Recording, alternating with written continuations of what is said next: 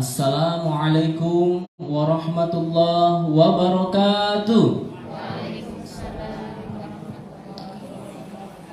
Alhamdulillahilladzi anzala sakinata fi qulubil mu'minin liyazdadu imanan ma'a imanihim. Allahumma alfa baina qulubihim fasbahna bi ni'mati ikhwana.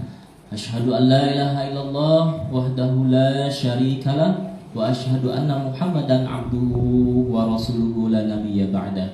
Allahumma shalli ala nabiyyina Muhammadin sallallahu alaihi wasallam alladzi addal amanah wa balagha risalah wa nasahal ummah wa jahida fillahi haqqa jihadi. Bapak Ibu yang dirahmati Allah, alhamdulillah kita bersyukur kepada Allah di pagi yang cerah ini kita bisa hadir di acara Ramadan, salah satu rangkaian kegiatan Yayasan Amal Quran Lubuk Linggau, Amal Quran Robbani, Rumah Quran Lubuk Linggau. Dan hari ini kita berada di acara Talk Show Parenting Birama, Bincang Ramadan, mendidik anak cinta Al-Quran. Yang alhamdulillah nanti kita akan sama-sama menyimak pemaparan materi dari Coach Irwantoni yang alhamdulillah telah hadir di tengah-tengah kita, dan kemudian nanti kita akan mendapatkan tips cara mendidik anak untuk cinta Al-Quran yang nantinya insya Allah akan disampaikan oleh ayahanda Kakak Farid, ya, Hafiz Indonesia 2023 yang saat ini kita bisa lihat penampilannya di televisi. Dan alhamdulillah kita bersyukur kita diberikan kesempatan oleh Allah Subhanahu wa Ta'ala untuk menghadirkan, ya, Ustadz Said, ya, yang merupakan ayahanda Kak Farid ini. Nanti kita sama-sama simak. Nanti kegiatan kita, talkshow kita nanti akan dimoderatori oleh Al Ustadz Tarmizi yang juga alhamdulillah telah hadir di tengah-tengah kita. Baik Bapak Ibu sekalian, untuk keberkahan acara kita hari ini, mari kita buka bersama-sama acara kita hari ini dengan baca lafaz basmalah. Bismillahirrahmanirrahim. Kemudian Bapak Ibu sekalian, mari kita simak tasmik Quran dari Ustazah Ayu Al-Hafiz.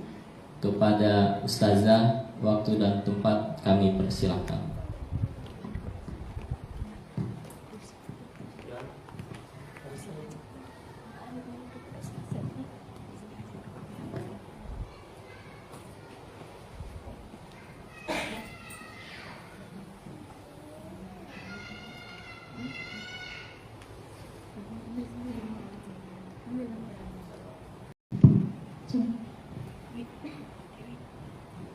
Bismillahirrahmanirrahim. Assalamualaikum warahmatullahi wabarakatuh.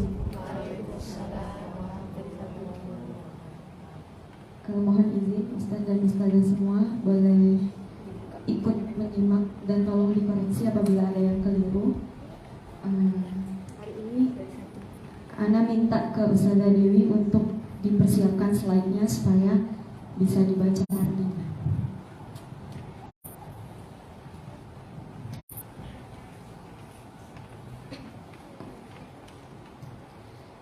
A'udzu billahi minasyaitonir rajim. Bismillahirrahmanirrahim. Wa wasainal insana biwalidayhi. Bismillahirrahmanirrahim. Wa id atayna luqmanal hikmata an ishkur lillah wa man yashkur fa innama yashkuru li nafsihi wa man kafara fa innallaha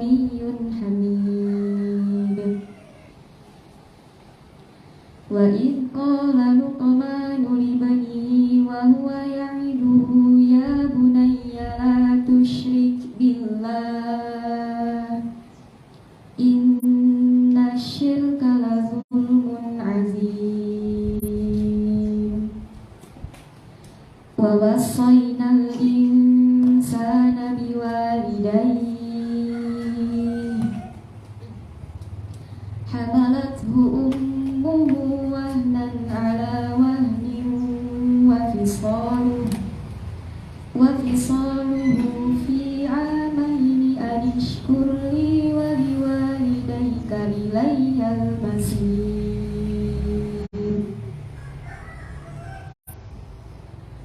وإن جاهداك على أن تشرك بي ما ليس لك به علم فلا تطعهما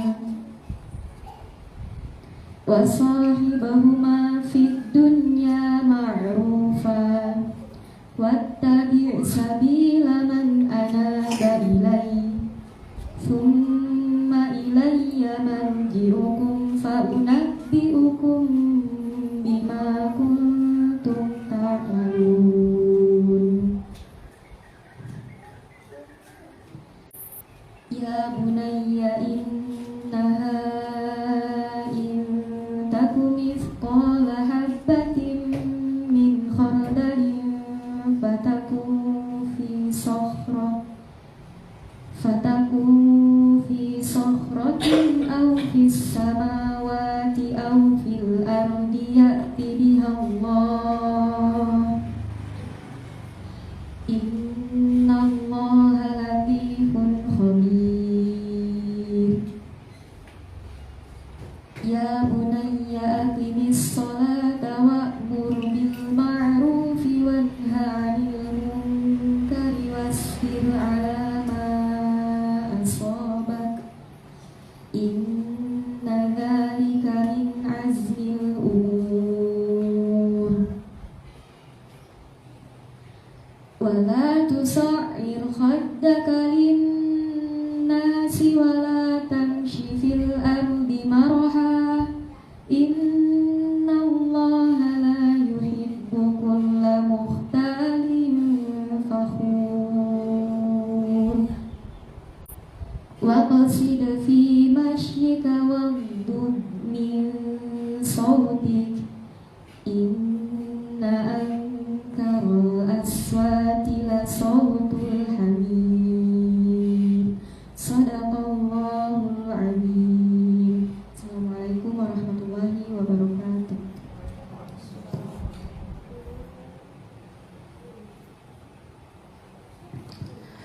Jazakallahu khairan pada Ustazah Ayu Al-Hafizah yang tadi sudah memberikan tasmih Qur'annya. Semoga Ustazah Ayu dibarokahi Allah Subhanahu wa taala ilmunya, dan kita semua insyaallah yang menyimak dan yang mendengar ini mendapatkan kebarokahan. Alhamdulillah, Ustadz Said, sarjana teologi Islam dan Master of Art telah hadir di tengah-tengah kita. Baik, selamat datang Ustadz Said. Alhamdulillah. Waalaikumsalam.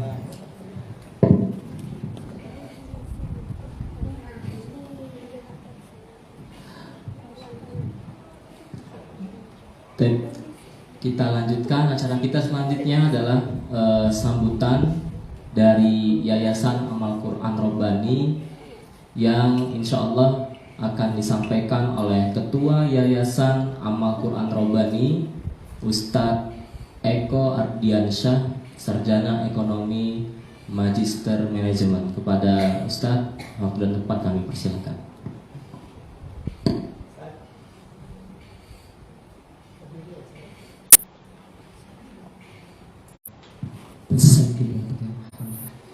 Bismillahirrahmanirrahim. Assalamualaikum warahmatullahi wabarakatuh. Alhamdulillahirabbil alamin. Asyhadu an la ilaha illallah wa asyhadu anna Muhammadar Rasulullah. Allahumma shalli wa sallim wa barik ala sayyidina wa habibina wa nabiyina wa rasulina Muhammadin sallallahu alaihi wasallam. Amma ba'd. Qala Allah a'udzu billahi minasyaitonir rajim. Rabbi shrah li sadri wa yassir li amri wahlul 'uqdatam min lisani yafqahu qawli. Bapak Ibu yang dirahmati Allah Subhanahu wa taala, dalam kesempatan ini ada Ustazah Suci selaku kepala program Rumah Quran untuk Legal. Kemudian ada Sekretaris Yayasan Amal Quran Rabbani Ustaz Devri. Kemudian ada pengawas Yayasan Amal Quran Rabbani Pak Irwantoni. Lalu di tengah-tengah kita alhamdulillah sudah hadir guru kita yang kita ambil ilmu dan berkahnya, Ustaz Said. Semoga Allah Subhanahu wa taala merahmati beliau, keluarga beliau senantiasa sehat, keistiqomahan memberikan ilmunya kepada kita. Bapak Ibu yang dirahmati Allah Subhanahu wa taala, tentu pertama kita bersyukur atas nikmat Allah Subhanahu wa taala. Tadi sudah dibacakan suratnya yang sangat masyhur ya tentang Luqman. Bukan seorang nabi, bukan seorang rasul ya, tapi namanya Allah catatkan di dalam Al-Qur'an. Masya Allah. Mengapa? Karena Luqman itu mampu mendidik anak dan keluarganya. Kalau bahasa kita sekarang pendidikan karakter. Pendidikan karakter. Bapak Ibu, mudah-mudahan dengan syukur itu akan kembali lagi kepada kita, menjadi keberkahan bagi hidup kita. Lalu salawat dan salam kepada Rasulullah Muhammad SAW, Nabi Agung, Nabi yang kita cintai, Nabi yang kita rindui. Mudah-mudahan kecintaan kerinduan kita bisa menjadi hujjah bagi kita bahwa kita ini betul-betul umat beliau yang layak mendapatkan syafaat dari beliau. Amin. Allahumma amin. Nah, Bapak Ibu yang dirahmati Allah Subhanahu wa taala, pertama standarnya ini ketua yayasan ini mengucapkan terima kasih dulu kan. Terima kasih panitia. Siang malam kerja luar biasa menyiapkan kegiatan ini. Apapun kontribusi sebesar sekecil apapun, insya Allah mudah-mudahan dibalas oleh Allah Subhanahu wa taala dengan banyaknya kebaikan di dalam hidup para ustaz dan ustazah semua. Yang kedua, mohon maaf kalau ada kekurangan di sana sini. Minta tolong bisa dimaklumi. Ini juga streaming ini ya via YouTube ya, Ustazah Suci ya, Ustazah Tika, Facebook ya. Alhamdulillah. Harapannya jumlah yang kecil ini tidak mengurangi semangat kita, tidak mengurangi khidmat kita untuk mengikuti bincang Ramadan pada pagi hari ini. Karena yang via streaming itu akan lebih banyak ya, sekitar ada 1000 pasang apa ya? Insya Allah ya, yang tidak berkesempatan hadir bisa mengikuti di channel Facebooknya Rumah Quran Untuk Legal. Bapak Ibu yang dirahmati Allah Subhanahu wa taala, mari kita ikuti dengan penuh semangat acara pada pagi hari ini. Anak ini mendidiknya, walaupun tugas utama orang tua kita adalah mendidik anak. Sebenarnya anak itu tidak boleh ya dididik di tempat lain, itu orang tua sendiri itu.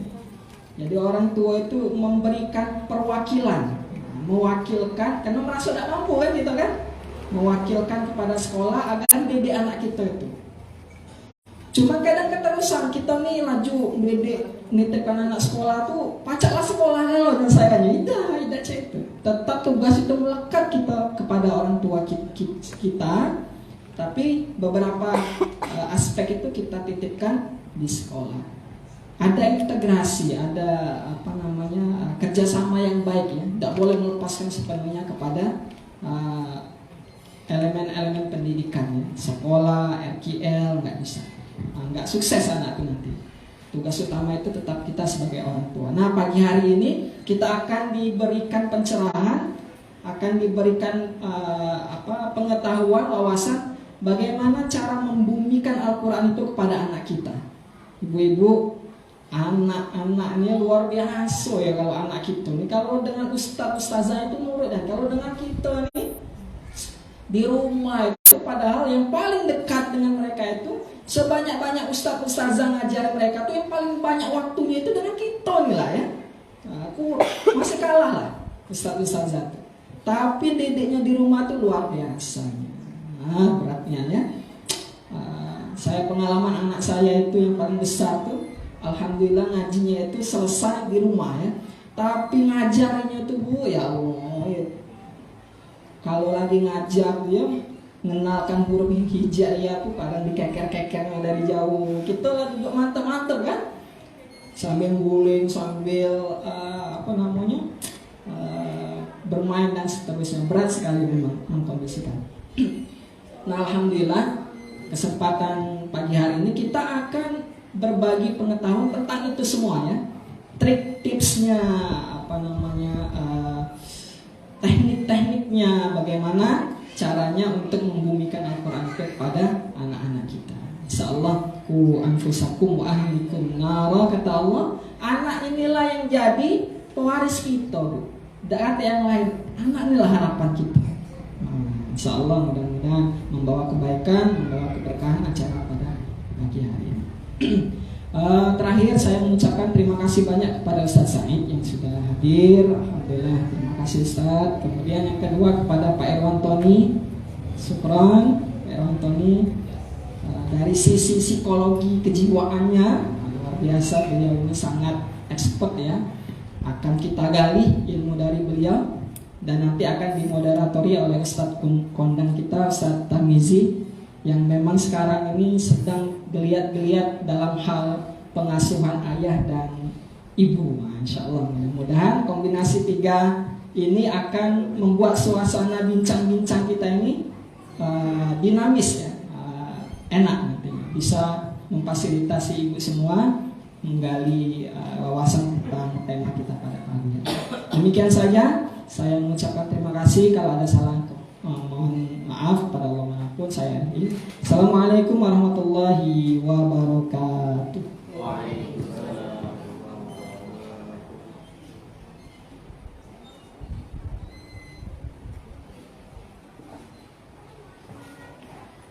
Jazakallahu khairan kepada Ustadz Eko atas sambutan mewakili Yayasan Amal Quran Robbani. Baik, Bapak Ibu yang dirahmati Allah, saatnya kita masuk pada acara inti kita yang nantinya akan dimoderatori oleh Al-Ustadz Tarmizi, Muhammad Tarmizi, Sarjana Pendidikan. Sebelumnya saya akan bacakan kurikulum vitae dari Ustadz Muhammad Tarmizi, SPD. Alamat beliau di Perumahan Air Kati, Lubuk Linggau, Air Kuti ya Ustaz ya. Perumahan Air Kuti, Lubuk Linggau. Tepat tanggal lahir Muara Pulang 16 Januari 1987. Pekerjaan beliau adalah guru. Nama istri Heni Sri Mariani. Beliau memiliki 4 orang anak. Ahmad Farhan, Muhammad Zayan, Atia Hasna Aisyah, Haifa Khadijah. Riwayat pendidikan beliau SD negeri di Muara Kulang, MTS di Iftihadul Ulum, SMA di MAN 1 Lubuk Linggau, dan kuliah di Unpari. Riwayat organisasi beliau adalah Ketua Roisman Lubuk Linggau tahun 2003, Ketua LDK Unpari 2007, Ketua Kami Komsat Lubuk Linggau 2008, Ketua Foksis Lubuk Linggau 2009, dan yang terakhir saat ini beliau Sekretaris Ikatan Dai Indonesia Lubuk Linggau. Moto hidup Allah Maha Besar. Dan Ustadz Tarmizi ini kami dapat informasi bahwa beliau juga penggiat dakwah keayahan. Nah, jadi nanti beliau akan memotivasi kita juga agar memiliki peran sebagai seorang ayah. Sama sayangnya ini ayahnya nih cuma sedikit yang hadir ya. Ini banyak ibu-ibu ya. Alhamdulillah. Baik, langsung saja kami persilahkan waktu dan tempat kepada Ustadz Tarmizi untuk menempati tempat, dan monggo kepada yang terhormat Ustadz Said dan Ustadz Irwantoni juga kami persilahkan langsung menempati tempat pembicara yang telah disediakan.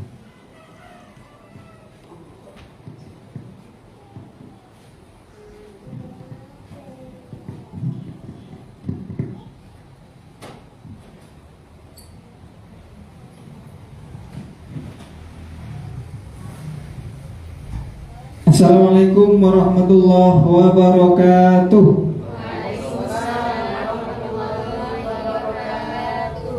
Alhamdulillahirabbil alamin walladzi anzala sakinata fi qulubil mu'minin liyazdadu imanan ma'anihim wa asyhadu an la ilaha illallah wa asyhadu anna Muhammadan abduhu wa rasuluh.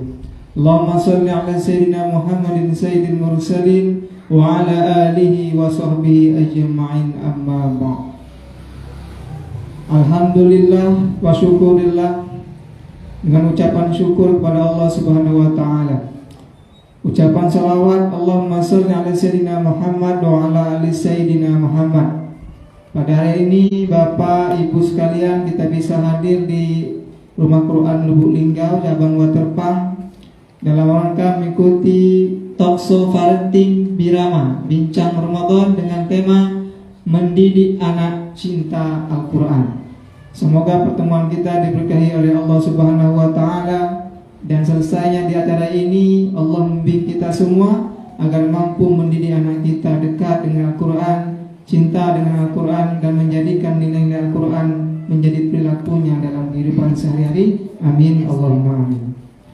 Baik Bapak Ibu sekalian rahimakumullah, sebelum ke pemateri, kami akan membacakan profil dari pemateri yang hebat hari ini telah hadir di tengah kita.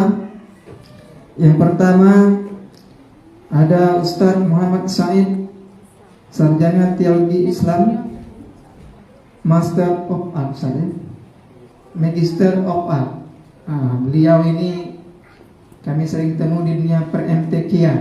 Bedanya beliau sudah level nasional, saya baru level provinsi. Beliau tinggal di RT 02 Kelurahan Ponorogo. Tanggal lahirnya di Bingen Teluk, Rawas Ilir, 13 Desember 1982. Pekerjaan PNS Kemenak saya. Nama istri Asia, nama anak Fadilah, Farid, Fakhira, Fakih. 4 sama gitu. Riwayat pendidikan SD Negeri 2 Bingen Teluk, MTS Nurul Amin Bingen Teluk, Madrasah Aliyah As'ad Jambi, IAIN Jambi, LID, IIK Ilmu Institut Quran Jakarta. Riwayat organisasi PCNU Kota Lubuk Linggau, Majelis Ulama Indonesia Kota Lubuk Linggau, LPTQ Kota Lubuk Linggau.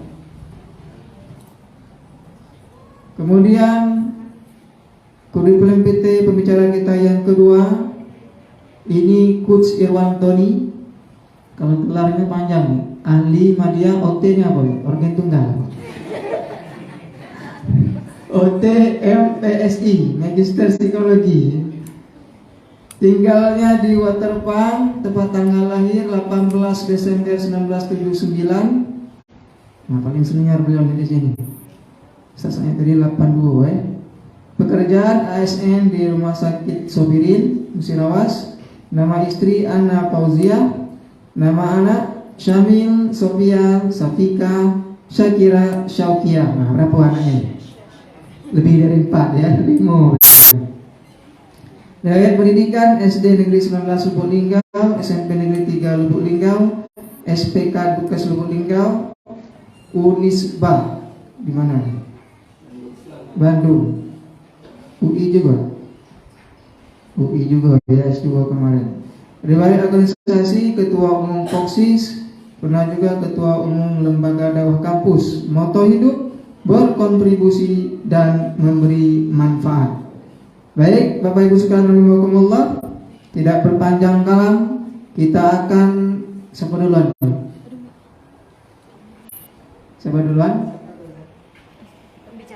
Pembicara satu ya. Oke, pembicara satu tinjauan dari psikologi. Sebelum ke pembicara satu kita pantun dulu, biar tak tegang dulu ya. Pergi berburu ke hutan rawa. Cakepnya. Cakep. Pergi berburu ke hutan rawa, mencari buaya dapatnya ikan. Orang tua mana yang tidak bahagia bila anaknya cinta dengan Al-Quran. Masya Allah. Kalau gabut makan kuaci, kita sambut Coach Irwan Tony. Bapak Ibu sekalian, kendala teknis penyambungan koneksi ke layarnya. Kita mulai saja ke pembicara berikutnya. Ini gabut juga temanya ya. Kalau gabut pergi ke masjid, kita sambut Ustadz Said.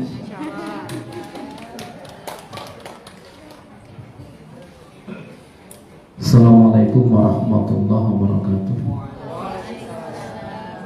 Alhamdulillah, wassalatu wassalamu ala rasulillah Sayyidina wa maulana Muhammad wa ala alihi wa ashabihi wa man tabi'ahu amma ba'd. Yang sama-sama kita hormati seluruh pengurus Yayasan Amal Quran Rabbani, para ustadz dan ustadzah, dan juga para peserta juga yang kita hormati, narasumber kita juga Pak Irwan Tony, semua yang hadir, mudah-mudahan kita semua mendapat rahmat dan ridha Allah Subhanahu wa taala. Amin ya rabbal alamin. Sebelum kami menyampaikan apa ini, materi bukan belum materi, nak cerita ini. Ini nak nanya dulu waktunya nih. Kita nih hari Jumat masih ada ini. Kira-kira berapa lama ini kami ini dikasih waktu? Apa 5 menit, 10 menit? Berapa lama moderator yang ngatur waktu?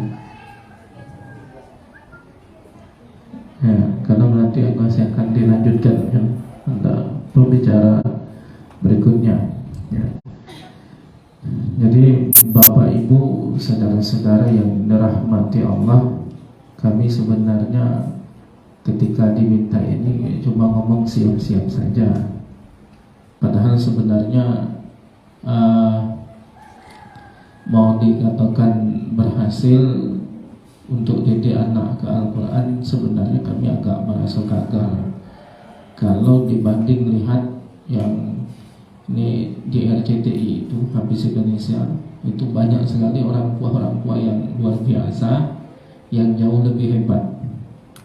Kenapa kami katakan jauh lebih hebat? Mereka latar belakangnya banyak yang biasa-biasa saja, tapi anaknya sudah hafal 30 juz Al-Quran.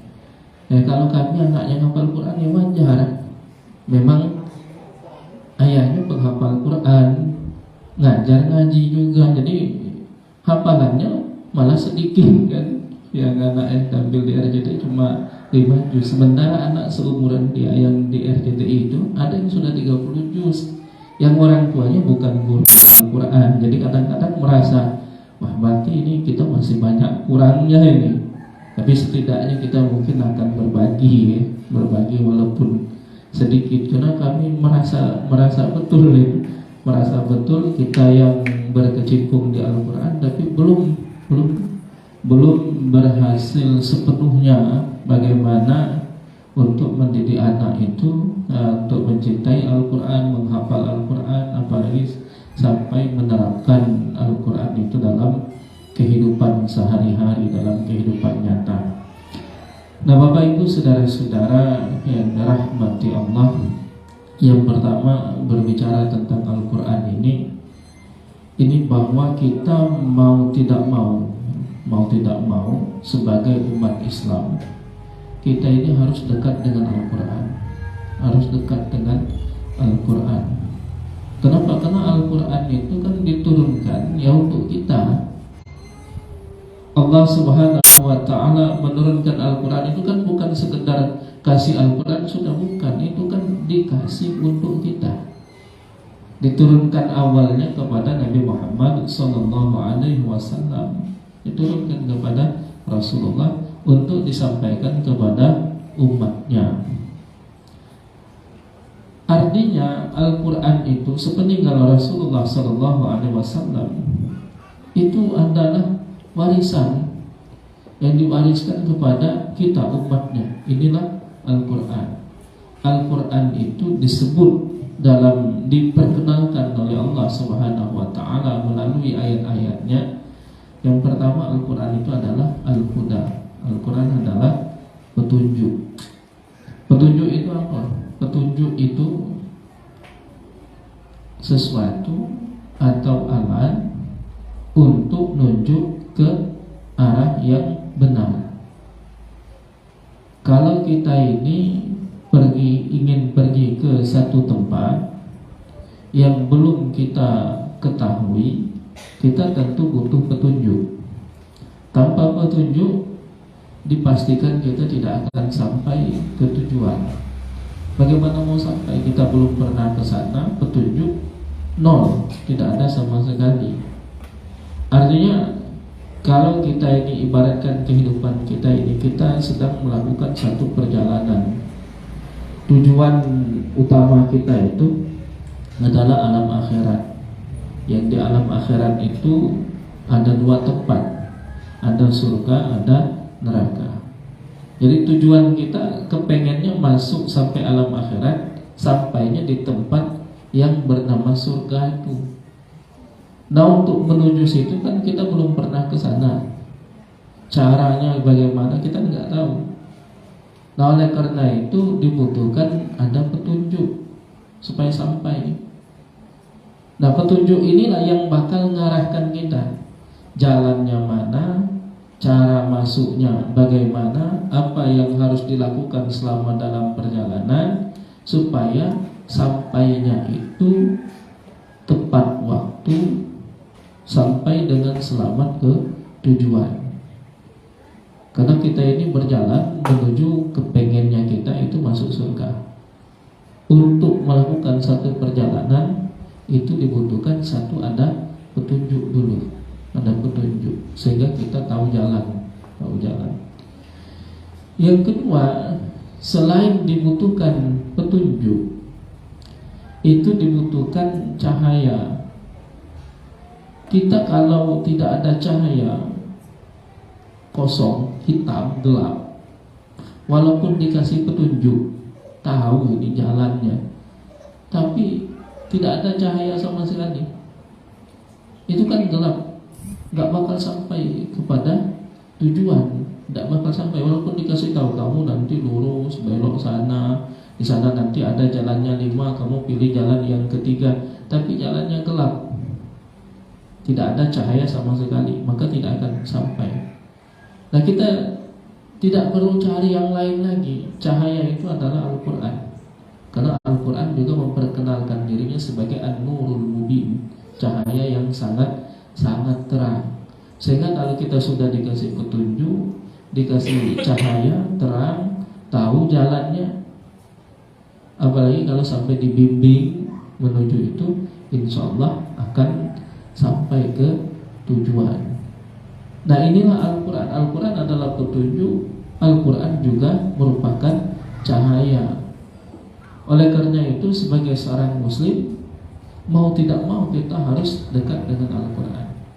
Dan kita dekat dengan Al-Quran ini juga bukan sekedar kita, tetapi harus kita wariskan kepada generasi-generasi berikutnya, harus selalu dekat dengan Al-Quran. Nah, termasuk kepada anak-anak kita.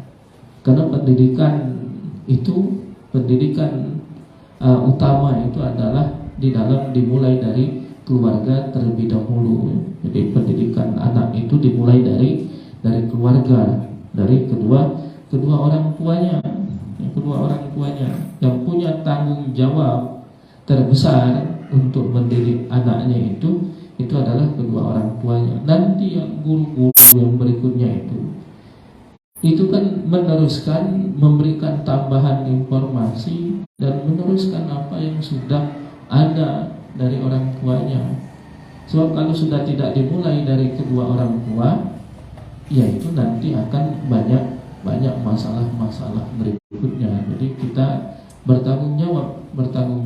Makanya di dalam kehidupan kita berkeluarga, suami maupun istri, ayah atau ibu, itu semuanya punya tanggung jawab bersama untuk mendidik anak dalam hal apapun, termasuk dalam hal untuk mencintai Al-Quran ini.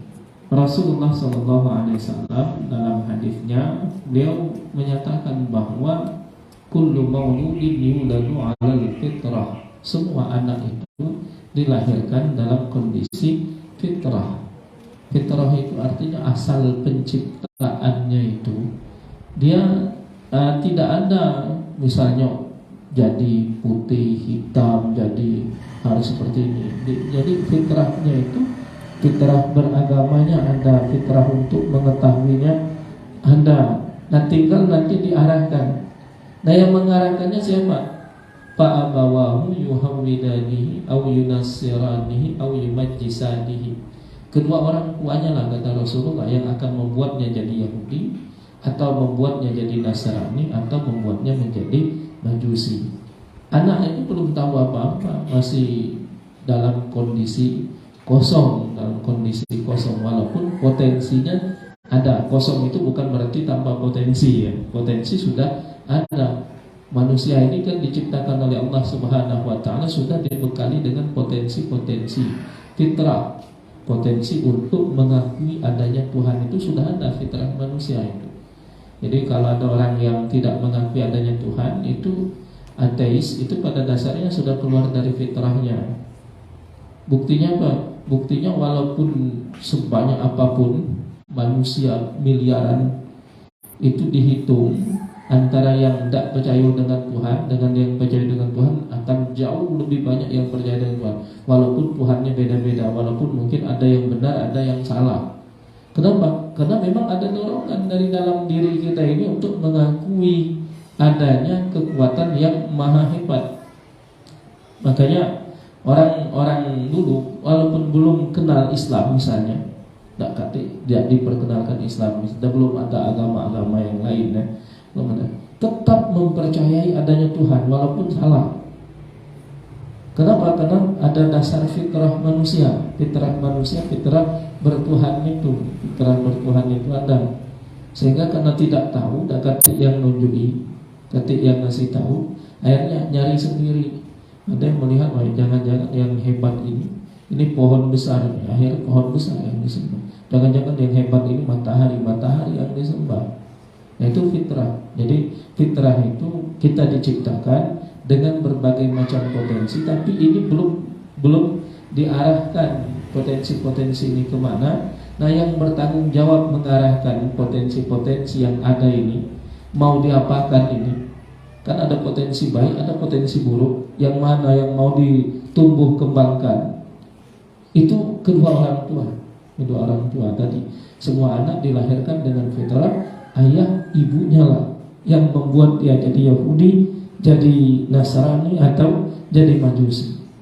Jadi kalau kita punya anak ternyata tidak dekat dengan Al-Quran, kemudian berbagai macam, kita jangan cari masalah lain dulu. Cari akar masalahnya pada diri kita sebagai orang tua dulu. Jangan-jangan ada yang salah dalam pendidikan di rumah tangga kita. Kenapa? Karena kita yang punya tanggung jawab itu. Fa'abawahu yuhawwidanihi aw yunassiranihi aw yumajjisanihi. Nah ini yang tanggung jawab orang tua untuk mengarahkan fitrah anak ini supaya tetap dalam fitrah yang baiknya, fitrah yang baik. Ada potensi ke arah yang buruk dan tetap dibekali. Jadi manusia itu kan wa nafsu wa ma sawwaha fa alhamaha fujuraha wa taqwaha. Sebagian ulama tafsir menafsirkan fa'alhamaha fujuraha wa taqwaha. Manusia itu dibekali potensi negatif dan potensi positif. Anu tinggal yang mana yang mau dikembangkan, yang mana yang mau diminimalisir dalam diri kita. Nah, Bapak Ibu saudara-saudara yang dirahmati Allah, salah satu pendidikan dalam rumah tangga yang harus mendapatkan perhatian itu adalah pendidikan tentang Al-Quran. Dan ini harus dimulai sejak kapan? Sejak hamil, sejak bayi itu ada dalam kandungan. Betapa banyak cerita itu kan berarti pengalamannya. Pengalaman itu juga ilmu. Karena ilmu itu salah satu sumber ilmu itu adalah pengalaman. Pengalaman itu adalah salah satu sumber ilmu. Kan sumber ilmu itu dasar orang bisa dapat ilmu itu adalah hasil melihat, hasil mendengar, hasil berpikir. Dari hasil melihat, hasil mendengar, hasil berpikir, dan kalau itu terjadi berulang-ulang, kalau melakukan ini hasilnya seperti itu, nanti si A melakukan itu hasilnya seperti itu, nanti kan dianalisa, ternyata melakukan ini hasilnya 80% begini, 20%-nya tidak, berarti 20% pengecualian. Maka dibuatlah kaedahnya ini kecuali dalam kasus tertentu. Misalnya itu disebut dengan ilmu itu begitu. Ilmu itu kan hasil nazar itu analisa. Jadi ada yang memang bisa langsung diketahui lewat mata, lewat telinga, ada yang lewat berpikir. Nah, yang kita saksikan, yang kita dengar, ketika itu sudah menjadi banyak, jadi banyak kasusnya ternyata begitu hasilnya, maka itu disebut dengan pengalaman. Kan pengalaman itu ada pengalaman orang, ada pengalaman kita. Pengalaman orang juga itu ilmu. Nah, ini punya banyak pengalaman. Oh, ternyata begitu. Diambillah sebuah kesimpulan berdasarkan apa? Berdasarkan fakta empiris namanya. Jadi berdasarkan fakta empiris itu juga disebut sebagai ilmu. Itu juga disebut sebagai ilmu. Nah, berdasarkan pengalaman ini, baik pengalaman kita atau pengalaman orang-orang, itu kita melihat bahwa banyak sekali orang-orang tua yang berhasil mendidik anaknya dekat dengan Al-Quran itu telah dimulai sejak masa anak itu berada di dalam kandungan. Jadi masih berbentuk janin itu orang tuanya. Ini pengalaman itu tadi. Orang tuanya selalu membaca Al-Quran. Orang tuanya selalu, kalau dia tidak membaca Al-Quran, dia memperdengarkan bacaan-bacaan Al-Quran. Dan itu sampai anak itu lahir, itu masih dilanjutkan terus. Ada yang peserta Hafiz Indonesia tahun ini, 2023 ini, itu yang paling kecil, umurnya 6 tahun. Itu kemarin hafalnya 5 juz.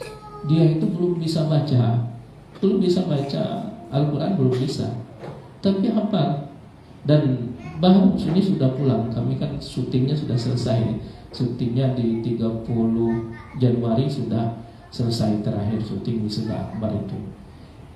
Pulang, karena yang ini pulang dari awal, dari babak audisi sudah pulang, karena memang masih kecil, bacaan belum sempurna, berbicara saja masih belum begitu jelas. Sudah pulang ini, dapat kabar terbaru saatnya sudah tayang ini, sudah 10 juz. Sudah 10 juz. Namanya Farhan, dari Kalimantan Selatan. Padahal dia belum bisa baca. Bagaimana itu?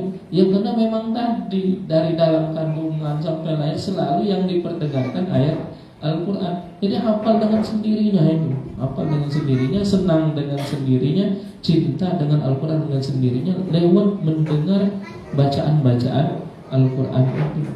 10 juz baru full. Kemarin waktu ikut hafalannya 5 juz. Begitu pulang 1 bulan, Bapak 3 bulan ya. Kemarin syutingnya 30 Januari. Dia pulang di awal Januari. Awal Januari sudah pulang, berarti Februari, Maret April 3 bulan. Dalam 3 bulan itu sudah 5 juz. Dapat informasi dari ayahnya sekarang sudah menghafal 10 juz Al-Quran. Ada lagi yang luar biasa juga, ini masih 7 tahun juga, namanya Asma. Itu hampir seluruh saudaranya menghafal Al-Quran. Seluruh saudaranya hampir sudah khatam. Kakaknya sudah duluan 30 juz. Yang Asma 7 tahun juga sudah hafal 30 juz. 7 tahun sudah hafal 30 juz. Yang adik-adiknya sudah belasan juz. Apa yang dilakukan? Ya seperti tadi. Itu ini pengalaman orang, bukan pengalaman kami. Kami belum punya pengalaman segitu. Ternyata itu tadi, setiap hari di rumah itu tiada hari tanpa bacaan Al-Quran. Jadi memang anak-anak itu diperdengarkan baca Al-Quran, dibuat kecintaannya kepada Al-Quran. Jadi itu banyak orang tua yang luar biasa. Dan hampir mayoritas yang tampil di Hafiz Indonesia LCTI yang saat ini, kalau yang sebelumnya saya tidak tahu, dan saat ini karena kami akrab dengan semua orang tua itu, sering berbagi pengalaman, itu mayoritasnya itu adalah hasil didikan orang tua. Jadi belum ada ceritanya anak-anak di usia yang sangat dini seperti itu dapat menghafal Al-Quran sampai khatam itu dengan orang lain. Itu rata-rata ada andil yang sangat besar dari kedua orang tua. Jadi tanpa dukungan dari kedua orang tua itu sangat sulit untuk dilakukan. Bukan kita menihilkan, bisa jadi Anda. Tetapi rata-rata yang kami lihat itu semuanya orang tua. Dan yang paling dominan itu ibu. Jadi kalau untuk anak masih kecil itu yang paling dominan itu kapan ditanya kamu ngapalnya gimana dengan rumah, dengan saya pastor, dengan ibunya. Walaupun ibunya dengan kemampuan yang terbatas, dia memperbaiki bacaannya dengan Ustaz memang sudah diakui bacaannya, tetapi untuk memurajaah Al-Quran itu bisa hafal, bisa lancar, itu tetap harus dukungan kedua orang tua. Berapalah waktu dengan ustaznya? Sebentar, paling 1 jam. Ya dengan ustaz-ustaz lain sebentar sekali waktunya. Tidak akan cukup kalau bisa menghafal Al-Quran. Tidak cukup waktunya. Harus dukungan di keluarga. Nah ini Bapak Ibu saudara-saudara yang dirahmati Allah,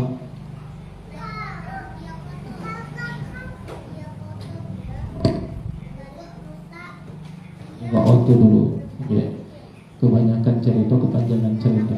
Jadi harus dimulai sejak mulai kita itu memang harus di keluarga itu, di tengah keluarga itu harus didekatkan dulu dengan Al-Quran. Jadi diantaranya bagaimana supaya anak kita mau ngajinya itu senang kan?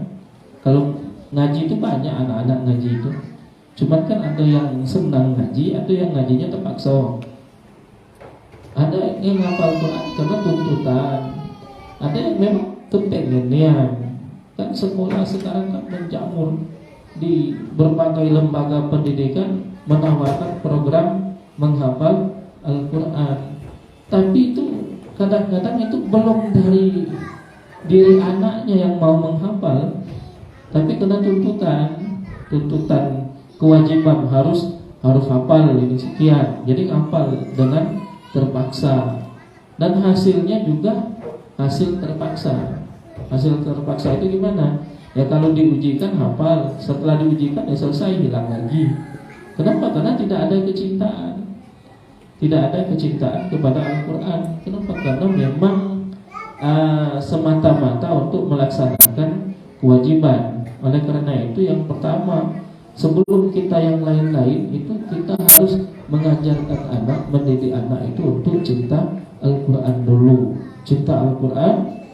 Akan tetapi kan begini, di samping kita mengajarkan anak cinta Al-Quran, diperkenalkan Al-Quran sejak dini, tetapi jangan juga berlebihan. Jangan berlebihan itu begini. Kita juga harus melihat kondisi, arti kondisi. Jangan sampai kita membuat anak itu trauma dengan Al-Quran. Karena ada kejadian yang trauma dengan Al-Quran. Kita lihat kemampuan, banyak yang harus kita lihat ya. Kemampuan anaknya. Jangan karena punya ambisi, pokoknya anakku harus begini, tekan terus. Akhirnya anaknya dapat menyelesaikan kewajiban, tapi mentalnya jatuh sampai ada satu kasus terjadi. Anak itu dapat banyak ngaji, menghafal, tetapi ternyata dia kemudian punya sifat yang buruk. Kadang-kadang suka merenung, kadang mudah marah, segala macam. Ternyata dia mengalami trauma sampai pada masalah disebut ayat Al-Quran kadang mekik, ketakutan. Jadi ketakutan karena terlalu ditekan. Oleh karena itu kan kita juga harus belajar mungkin nanti dari Pak Irwanto ini bagaimana kita memahami psikologi seorang anak, bagaimana anak di usia sekian itu, bagaimana cara mendidiknya, bagaimana supaya dia tidak bosan, bagaimana supaya dia merasa nyaman, merasa tenang, kapan kita harus menerapkan disiplinnya misalnya kan beda-beda nanti. Jadi kalau kami secara pribadi misalnya ini pakai ilmunya, tidak pakai ilmu apa, ilmu kita trial and error baik, coba salah, ganti lagi, mungkin kayak gini, lagi coba lagi, salah lagi, sampai ketemu mana yang paling pas itu namanya coba-coba. Di antaranya itu kalau kami anak-anak itu dari umur 2 tahun itu sudah mulai walaupun hanya belajar menyebut huruf alif, menyebut huruf hamzah a, jadi prosesnya itu bagaimana supaya dia sudah kenal dulu, kemudian dia senang dulu, jangan terlalu dipaksa. Kalau kami tidak mau memaksa kan. Jadi kadang sambil main, tujuh ini ingati A ya. Nanti biar dia main lagi, nanti ditanya lagi sambil ini apa? Itu alhamdulillah rata-rata di umur 5 tahun sudah dapat membaca Al-Quran semua tanpa paksaan. Tanpa paksaan itu maksudnya tidak harus pokoknya kamu ngaji, kalau tidak ngaji misalnya dipukuli, dihamba segala macam, tidak.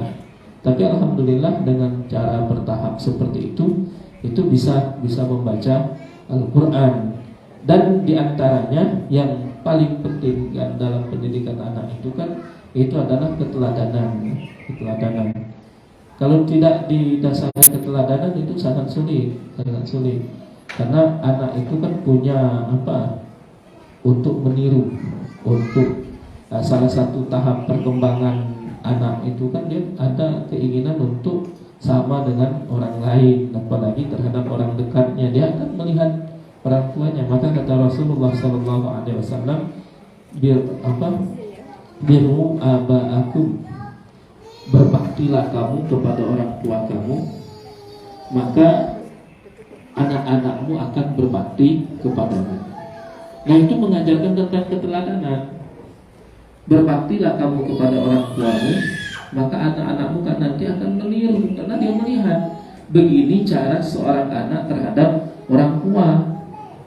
Jadi jangan berharap kalau kita sebagai orang tua sekarang, kita berharap nanti kalau kita di masa tua, nanti anak-anak kita sering datang mengunjungi kita, menanyakan kabar dan sebagainya. Kalau kita tidak bersikap seperti itu kepada kedua orang tua kita, karena anak-anak itu kan melihat begini cara memperlakukan orang tua. Ayahnya dulu, orang tua masih ada bertahun-tahun tidak pernah menjenguk kedua orang tuanya. Nanti masa tua anak kita juga akan memperlakukan gitu, karena dia melihat, tidak apa-apa berarti kayak gini. Memang ayahku dulu ya kayak gitu. Kita mengajarkan anak sholat, kita harus mempraktekkan sholat itu. Kita mau anak kita mencintai Al-Quran, maka mau tidak mau kita harus memberikan keteladanan dalam rumah, bahwa kita adalah orang-orang yang cinta dengan Al-Quran. Kita biasa di rumah itu jangan pernah sepi dari bacaan Al-Quran. Karena kata Rasulullah SAW dalam hadisnya itu, alladzi laisa fi jawfihi syai'un minal Qur'an, orang yang dalam mulutnya tidak ada bacaan Al-Quran itu seperti rumah yang rusak, rumah yang tidak berpenghuni, sepi. Nah ini Bapak Ibu saudara-saudara yang dirahmati Allah. Kemudian mungkin di antara juga salah satu bagaimana supaya anak kita mencintai Al-Quran itu kita ajak untuk mereka berkumpul bersama orang-orang yang dekat dengan Al-Quran. Itu penting. Atau kita mengikutkan dalam kegiatan-kegiatan lomba-lomba Al-Quran. Itu jangan berpikir lomba itu ini lomba ini seakan-akan dunia. Jangan berpikir ke situ. Yang kita pikir itu adalah memberi motivasi kepada anak. Jadi tujuan diadakan misalnya MTQ itu bukan karena masalah ini mengharap hadiah, bukan semua itu, tetapi itu lebih kepada bagaimana memotivasi ketika sudah berkumpul dengan orang-orang yang dekat dengan Al-Quran, orang yang berkecimpung dengan Al-Quran, ada keinginan, ada termotivasi. Contoh misalnya, kami dulu itu terlambat sebenarnya menghafal Al-Quran, terlambat. Saya masih kecil tidak menghafal Al-Quran. Baru menghafal Al-Quran di kelas 1 aliyah mulai menghafal Al-Quran. Kenapa? Termotivasinya itu waktu itu saya ikut MTQ sebagai peserta Fahmil Quran, cerdas cermat. Jadi waktu kumpul dengan peserta MTQ kan dicek satu-satu peserta. Ternyata di situ ada peserta yang hafalan Al-Quran 1 juz. Pesertanya itu masih kecil, anak kelas 1 SD waktu itu tingkat provinsi, 1 juz Al-Quran. Saya waktu itu merasa malu. Lah, kok bisa ya anak kelas 1 SD kok hafal? Karena zaman itu kan masih jarang orang menghafal Al-Quran.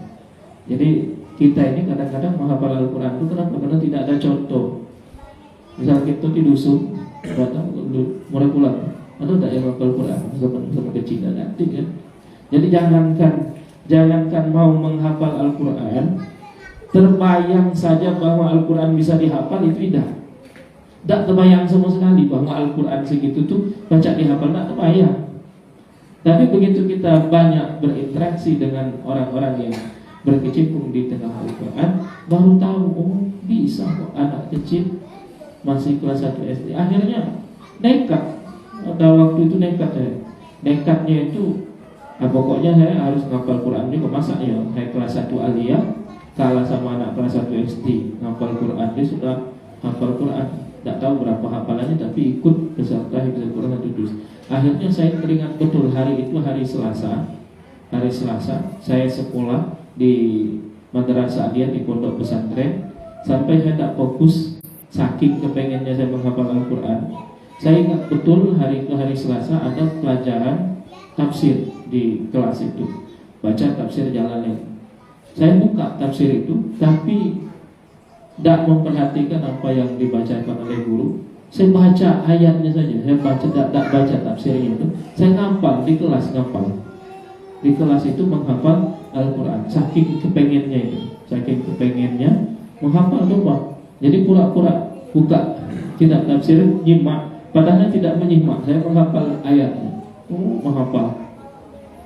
Terus setelah mulai, ternyata kok enak ya, agama lagi, enak ya. Terus sampai akhirnya jadi seperti orang yang mabuk gitu, tidak tahu di waktu lagi tuh, tidak tahu di waktu lagi. Orang istirahat, buka Quran, baca Quran, terus sampai sorenya itu. Cuma istirahat itu istirahatnya makan, sholat zuhur, sholat asar, sampai sebelum maghrib itu selesai menghafal 1 juz. Saking kepengennya tadi selesai. Habis maghrib itu sudah murajaah lagi, Habis maghribnya itu murajaah yang 1 juz yang sudah dihafal. Karena kalau tidak diulangi hilang itu kan baru ngapal sehalaman, tambah lagi salam, terus tambah. Akhirnya dapat dalam satu hari itu 1 juz. Besoknya sudah juz 2 menghafal. Hari ketiga tidak hafal, hari ketiga murojaah 2 juz itu. Jadi dalam 3 hari itu 2 juz. Akhirnya kok tidak ganti beban.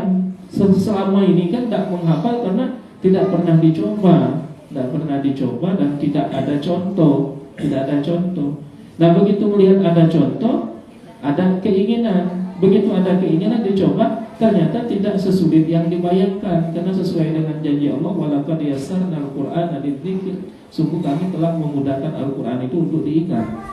Beda, tidak ada satupun di tempat manapun orang mampu menghafal satu kitab yang ukurannya sebesar Al-Quran. Jangankan segitu, separuh Al-Quran, atau jangan kayak 1/10 dari Al-Quran bisa menghafal persis kata-katanya seperti Al-Quran. Tidak ada.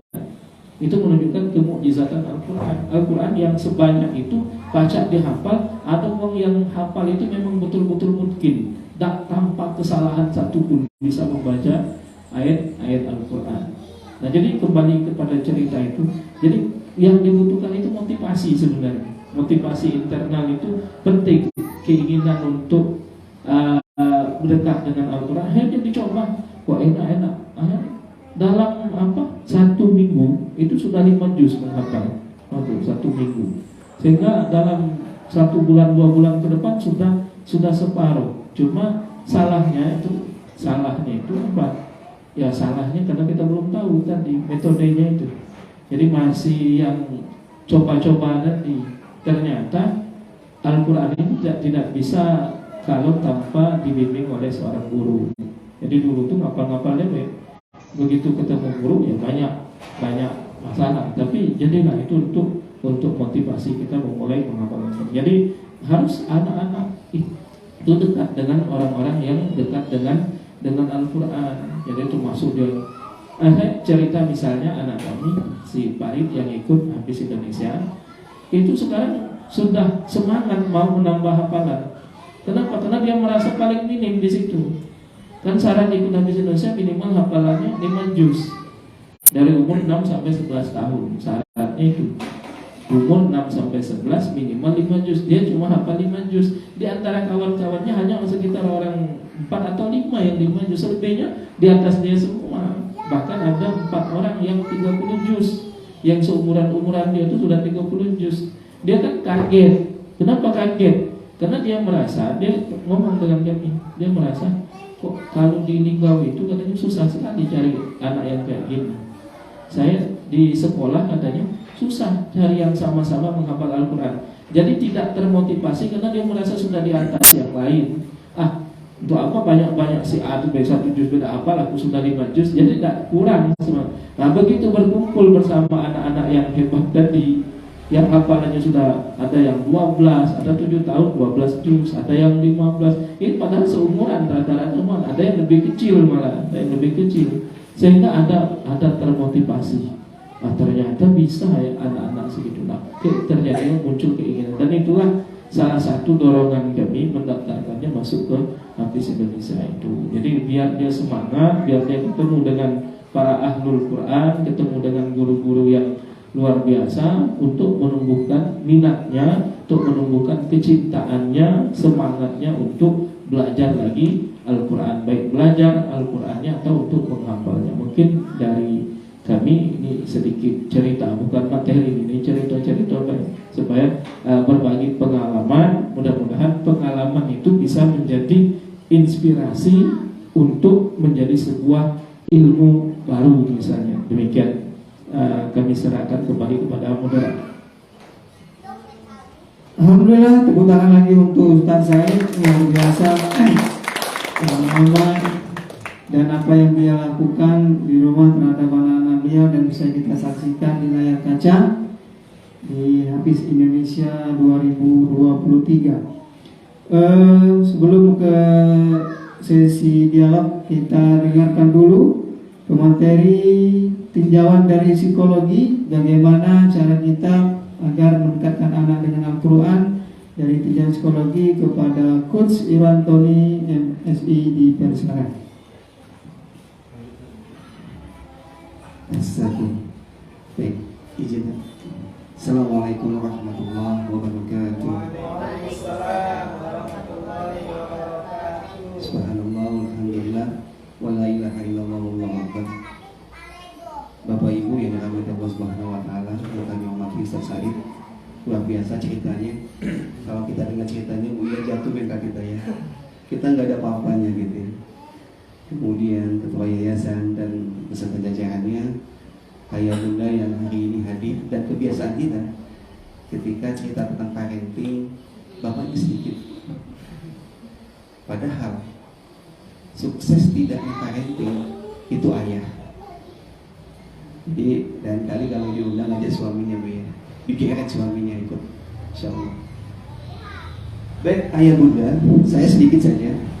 Saya akan meninjau dari sisi psikologi ya.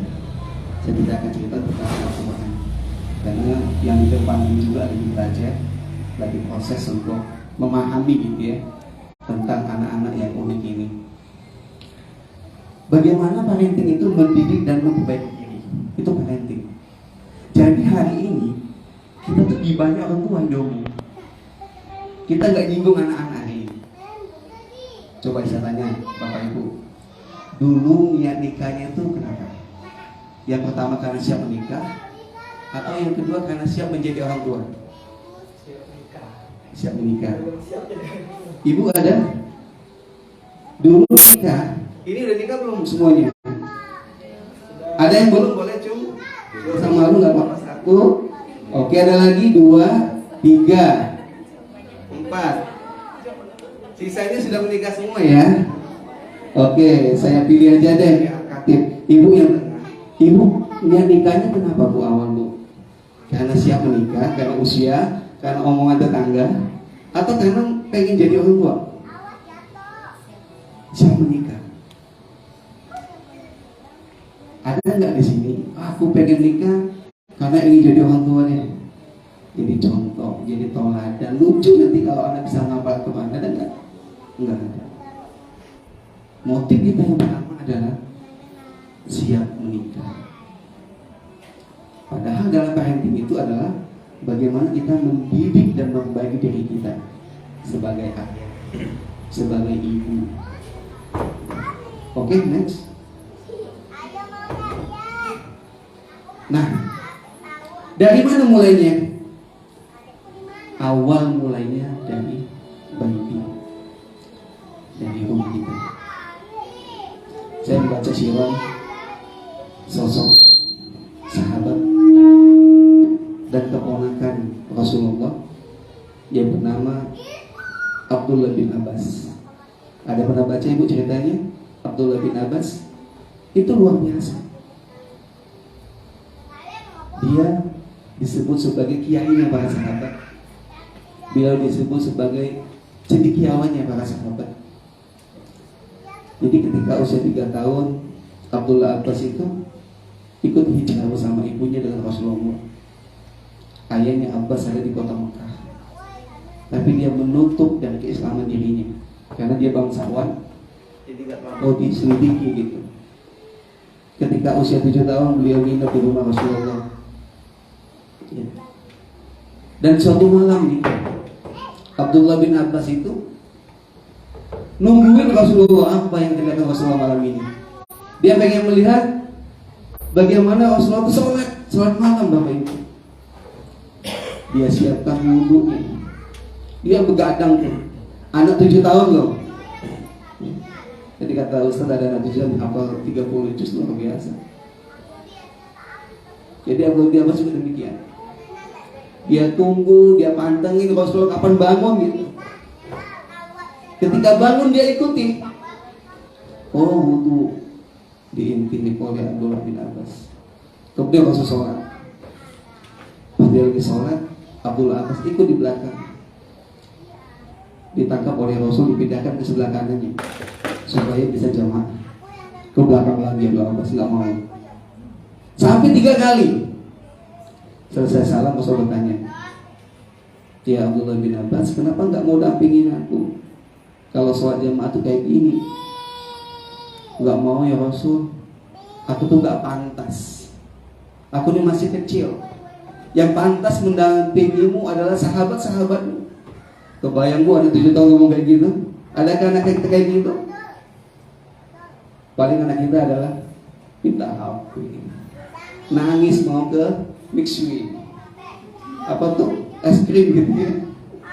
Sudah ngomong kayak gitu, Masya Allah. Dan Rasulullah langsung peluk Abdullah bin Abbas, dia cium bubu-bubunya. Apa doanya?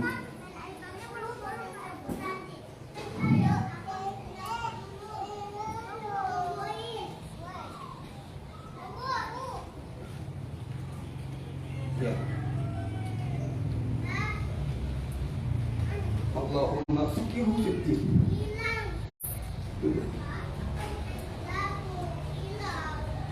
Ya Allah, pahamkan ini agama dan pahamkan di Al-Quran.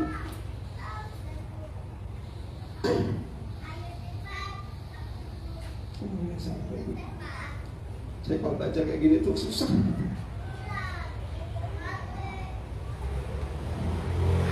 Oke, yang kedua, kenapa di rumah dimulai dengan cari jodoh Bapak Ibu? Karena jodoh kita tuh menentukan bagaimana rumah tangga kita. Siapa jodoh kita? Hati-hati dalam memilih jodoh.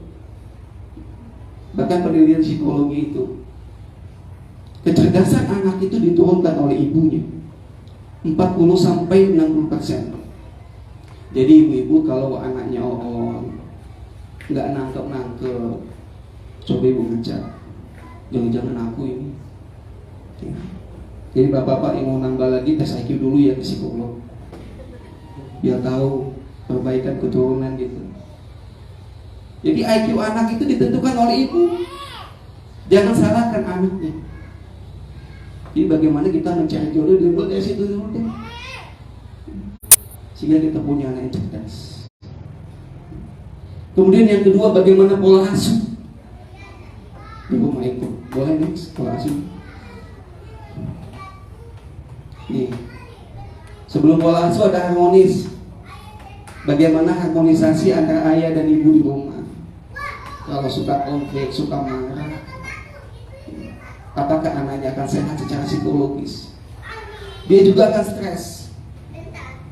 Ayah ibunya selalu saling marah. Saya suka menemukan anak-anak muda ya, yang masih remaja gitu, datang ke saya konsul. Bapaknya dulu masuk dan kayak gitu, saya gantian. Kenapa Pak? Ini Pak, anak aku nih sholat gak halal.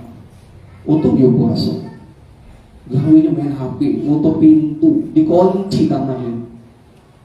Oh gitu Pak. Ya. Boleh anaknya masuk Pak? Anaknya masuk. Usianya 15 tahun, kelas 11 SMA. Ini kebetulan anak man. Bocoran gitu ya. Adek kenapa Dek? Iya Pak, aku di rumah tuh bosan. Kenapa? Ibu, ayah itu ngomel terus, marah terus dengan aku. Jadi tuh kunci bela kamar. Ada sholat gak? Sholat. Cuma kalau mau sholat masih diomong gak sholat. Siapa yang tahan? Siapa yang suka dibanding-bandingin? Isian dia itu, asesmen psikologinya terkait dengan ibu dan ayah yang suka marahi dia. Kebayang gimana mentalnya? Makanya ayo ayah bunda kita semuanya, kita ciptakan kondisi lingkungan kita yang harmonis. Ibu-ibu yang ketika suaminya pulang, sambut suaminya, tawarkan minuman. Ayah mau teh hangat atau kopi hangat. Pernah gak kayak gitu Bu? Gak pernah gitu ya. Mau diminum atau mau disiram gitu. Buat dewek, cayo ya. Banyak gawian. Padahal penting sekali. Kalau kami bapak-bapak ini gampang Bu. Bagaimana perhatian ibu-ibu buat kami. Karena laki-laki itu diciptakan oleh Allah dengan organ indera yang sangat sensitif. Pertama mata. Tolong manjakan mata kami supaya kami tidak pelangap pelongok di lingkungan. Ayo ibu, bagaimana tampilan kita di rumah? Karena mata kami ini sensitif, Bu. Ditengok sama dan tengok sama barang bagus gitu ya. Pertama mata kita melihat. Yang kedua apa? Penciuman. Kalau jarang mandi, bau awal, ya. Kemudian nggak dekati dewek kita bau gitu, siapa yang tahan suami? Dan yang ketiga ada telinganya. Kalau datang diomeli, dimarahi terus. Sampai-sampai ada ikatan suami takut istri. Seperti itu. Ini 3 stimulasi yang ada pada laki-laki.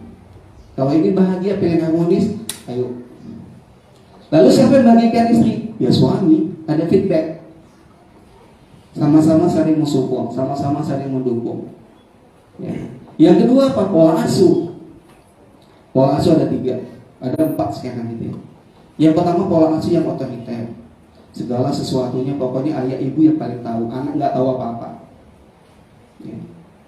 Isinya adalah punishment, hukuman, cibit, pukul, tampar, dikunci dan seterusnya. Ya. Itu otoriter.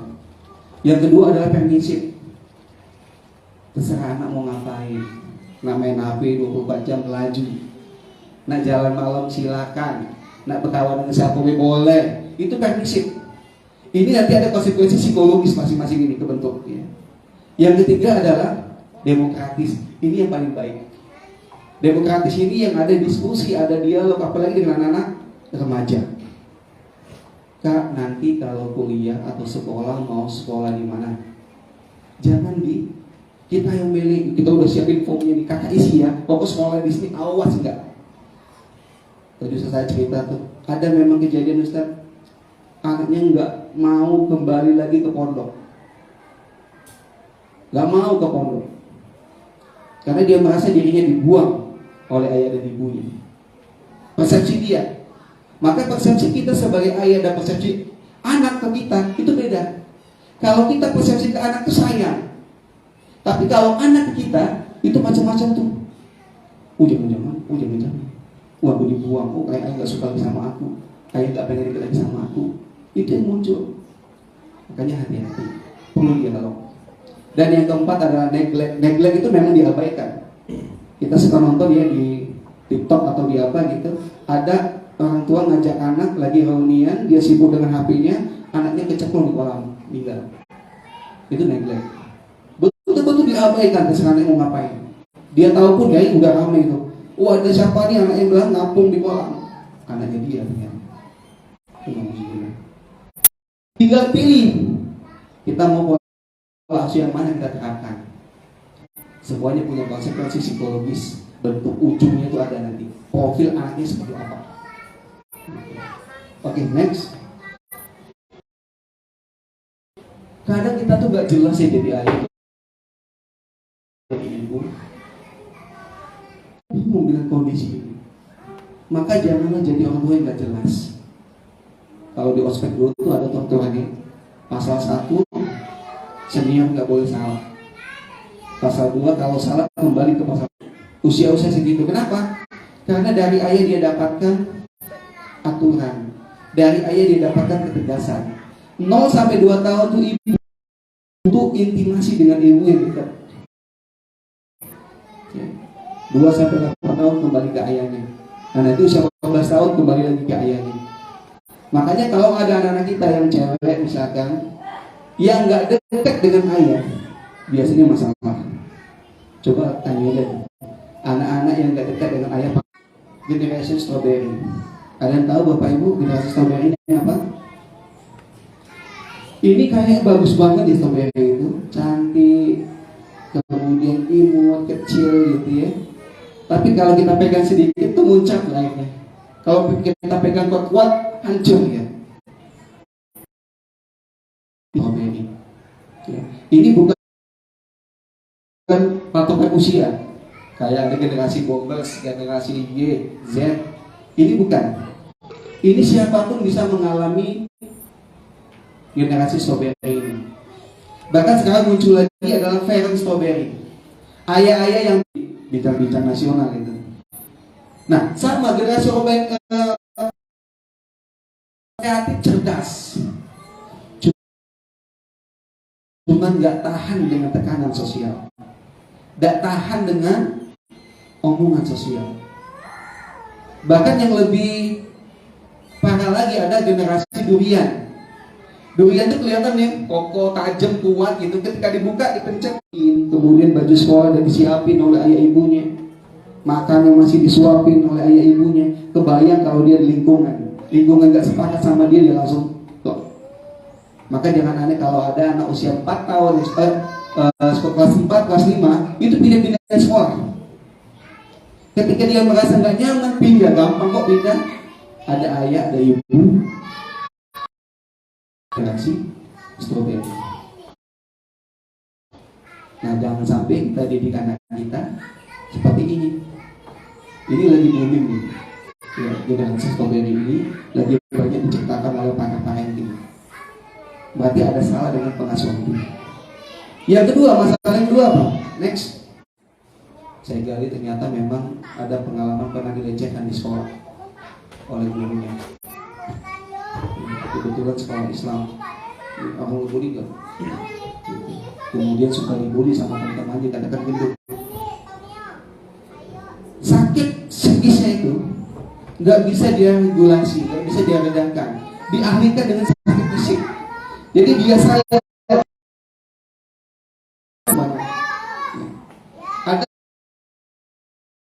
ada yang menjaga rambutnya, dilepas gitu. Ada yang dibenturkan kepalanya ke dinding gitu. Tapi biasanya dia tempat-tempat yang tertutup. Biasanya pakai jilbab gitu ya, pakai manset sehingga nggak kelihatan tangan-tangannya itu. Hampir 20 orang yang melakukan self-harm di kelas. Banyak sekali. Ini anak-anak yang sedang mengalami depresi. Kalau ditanya deket gak sama ayah? Deket dengan ayahnya. Kayaknya juga itu cari kerja, cari uang gitu. Nggak ada tempat untuk curhat, nggak ada tempat untuk berbagi. Maka dia lakukan sayatan pada tangannya. Yang kedua yang dilakukan adalah minum obat. Dia ke psikiater konsultasinya untuk mengubah perilaku ini, dan dia siap. Jadi dia bisa testimoni apa yang terjadi di benak dia sampai dia melakukan suatu hal. Ini banyak Bapak Ibu, anak-anak ABG kita. Oke, next yang ketiga. Nah, ini juga. Ini saya kadang sedih gitu ya. Dulu sempat ada cerita gitu ya, dari pejabat kita juga gitu. Pak, kenapa Bu? Di Majapahit itu kos-kosan itu sudah melakukan 14 tahun. Di mana melakukannya? Siapa? Cowoknya. Emang banyak melakukan, banyak Pak. Jadi modusnya itu mereka sewa kos-kosan 1 hari, bagi per jam. Si A 1 jam, si B 1 jam, si C 1 jam, si D 1 jam, 100.000 1 hari. Cuma 25.000. Paling kita edukasi dia, nanti sambil jalan kita ada tetap konseling supaya menguatkan dirinya untuk menjadi ibu muda gitu ya, walaupun ada masalah gitu ya. Oke, next yang keempat. Nah ini juga menjadi sebuah masalah buat kita. Ini adalah digital native. Mereka ini anak-anak yang tumbuh ketika gadget itu ada di hadapan dia. Makanya dia lebih cerdas dan lebih kreatif.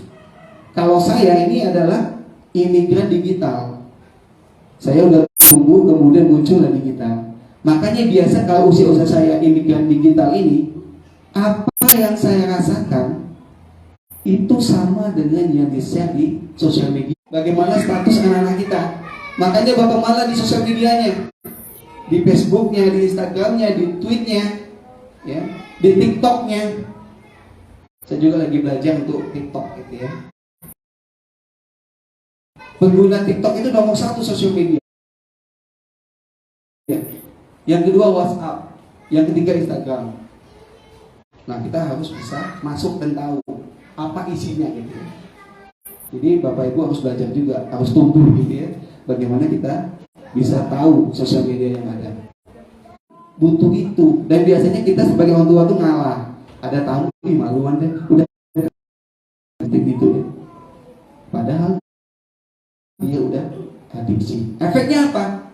Anak tambah agresif, anak jadi emosional, anak tambah marah. Belum lagi yang dia lihat kontennya apa, itu yang bahaya. Nah, nggak efek. Makanya sekolah itu bukan waktu. Tugas kita sebagai ayah dan ibunya yang mendidik dia. Ya. Next. Nah, bagaimana tanggung jawab pengasuhan itu pada ayah dan ibu? Sekali lagi untuk anak, oh ya enak sholat tapi kita nggak sholat. Bagaimana mungkin kita minta anak untuk menghafal Al-Quran, ayah ibunya nggak pernah menghafal Al-Quran, nggak pernah terlihat baca Al-Quran. Percuma, nggak ngefek. Ketauladan itu penting ya buat anak kita, supaya dia punya contoh. Oh seperti ini ayah ibu saya. Oke, next. Nah, seimbang. Ayah ngapain tugasnya, ibu ngapain, bagi-bagi tugas. Butuh kesepakatan. Nah, karena kita jadi masalah adalah ayah ibu sepakat nih, nenek yang gak sepakat. Anak dididik sama neneknya, sama nyainya, ayah ibunya pergi. Padahal kita tahu nenek itu tidak didesain oleh Allah untuk ngasuh anak. Jangan salah. Makanya biasa nenek itu yang penting gampang gitu. Anak nangis butuh handphone, dikasih handphone. Anak nangis minta permen, dikasih permen sama nenek. Karena dia nggak didesain seperti itu. Dan biasanya ini mohon maaf neneknya kita bantu gitu.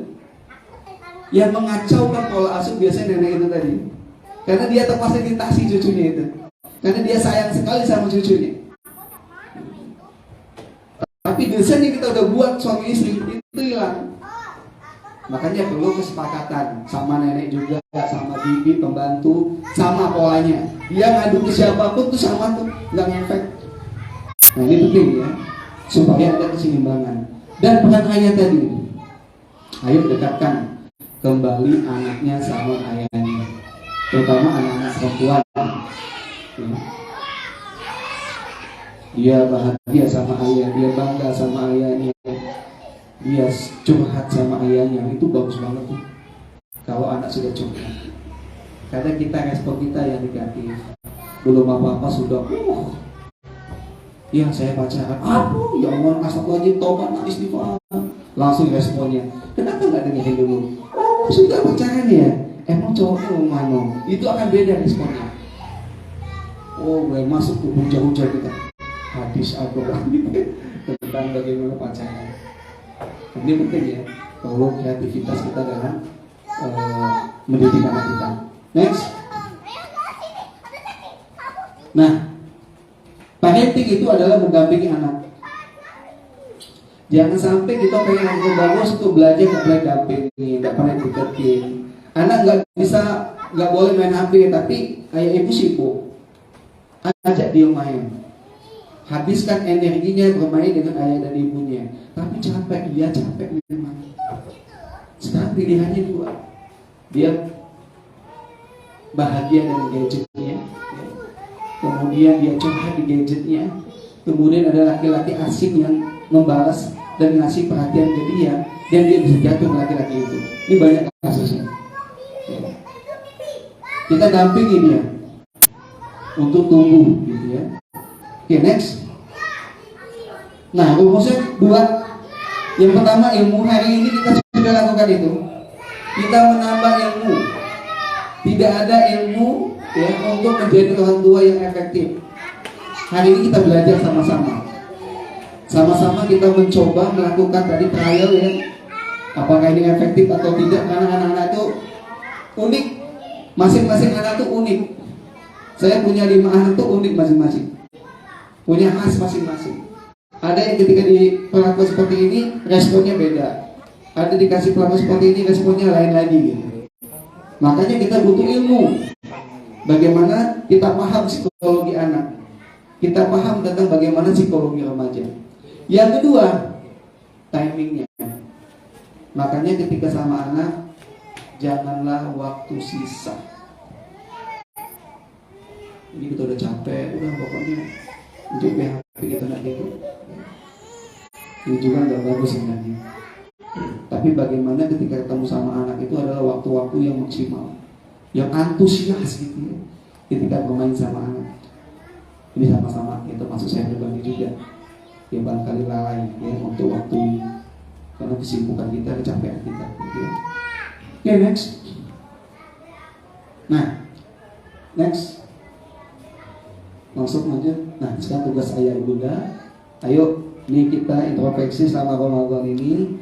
Apa yang mau kita lakukan itu anak kita. Apa agenda kita untuk suami dan istri.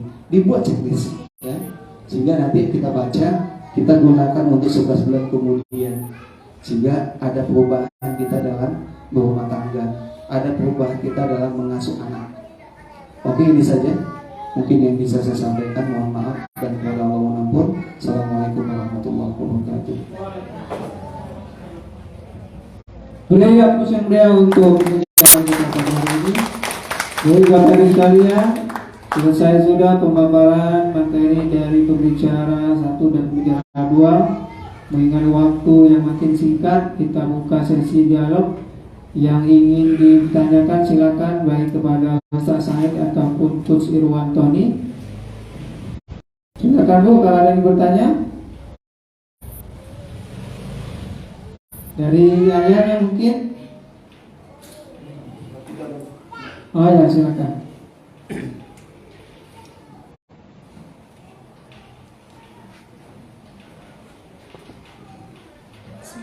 Assalamualaikum ya, yang tidak pernah tidak pernah menghubungi ataupun menanyakan soal anak. Jadi ayah ini sudah lost kontak sama anaknya. Sedangkan ada beberapa waktu tertentu yang harus anak-anak itu dekat dengan ayah.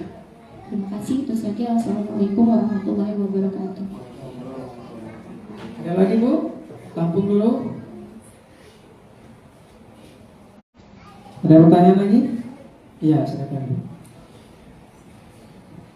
Assalamualaikum warahmatullahi wabarakatuh. Saya mau bertanya kepada Ustaz Said. Ustaz, saya ingin bertanya. Tidak, sebelumnya setiap orang tua ingin anaknya itu bahagia bersama pasangan suaminya. Nah, jika mungkin setiap dalam rumah tangga itu kan ada lika-liku, ada cobaan. Nah, di situ orang tua kita mau tahu bahwa sang suami sudah sudah dari segi sikap sudah banyak meminta, terus dari segi perhatian sudah mulai berkurang seperti itu, terus banyak kebohongan misalnya, padahal rumah tangga sudah berjalan, sudah sangat berubah misalnya. Terus ke sini orang tua menginginkan untuk anaknya berpisah. Nah, bagaimana itu Pak Ustaz untuk sang istri, apakah menuruti orang tua atau bagaimana? Sang istri juga sebenarnya sudah tidak merasa nyaman. Cuman dia berpikir kalau berpisah itu kan takutnya dalam sosial itu kan, kita dalam sosial banyak yang dipertimbangkan gitu kan. Siapa sih yang mau hidup janda? Nah gitu. Kalau kami sebagai seorang wanita. Tapi yang saya pikirkan itu seorang orang tua mana sih yang tidak ingin anaknya itu bahagia? Tidak mungkin kan. Jadi kalau sampai ada orang tua menyuruh, berarti ada sesuatu yang, ada faktor sesuatu yang maksudnya itu kayaknya lebih bagus di anak gitu, lebih bagus di anak gitu. Mohon penjelasannya. terima kasih atas pertanyaan. Mungkin dijawab dulu Coach Irwan Tony. Pertanyaannya pertama adalah bagaimana menyikapi adanya kasus perceraian yang ayahnya tidak pernah kontak dengan anak, padahal peran ayah itu sangat penting. Itu apa? Baik, terima kasih. Siapa yang nanya ibu-ibu ya di Facebook? Bukan. Oh, ya. Baik, ini ada contoh yang menarik ya. Bagaimana ibu-ibu yang single parent itu sukses dalam mendidik anaknya. Yang pertama adalah Maryam. Maryam itu single parent. Ibunya adalah Hannah. Dia sukses. Kemudian Rasulullah itu single parent. Ya. Tapi ada pengganti figur laki-laki. Kalau Maryam itu ada pamannya, Nabi Allah Zakaria. Kalau Rasulullah itu kakeknya. Pertama ikut kakek, kemudian ikut paman. Inilah figur-figur yang dia dapat dari sosok laki-laki. Makanya buat ibu-ibu, ayo cari pihak ketiga dulu.